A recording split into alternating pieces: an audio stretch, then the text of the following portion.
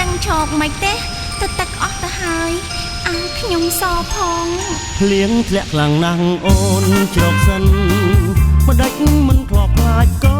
រំទះអូយខ្ញុំមានរោគងារខ្លាំងណាស់ថាពីឲ្យដល់ផ្ទាំងពុំបានស្លាប់ហើយក៏ទឹកជោគជាប់អមើលខ្លួនឃើញដល់សាច់ខ្លួនប្រានមើលដៃដែលឲ្យស្ងៀមមិនបា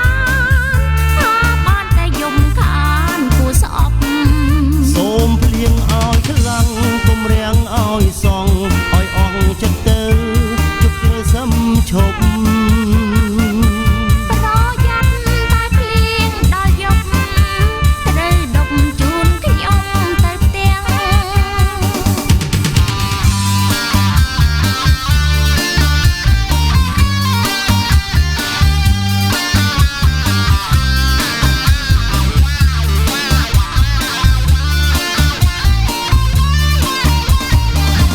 សូមភ្លៀងឲ្យខ្លាំង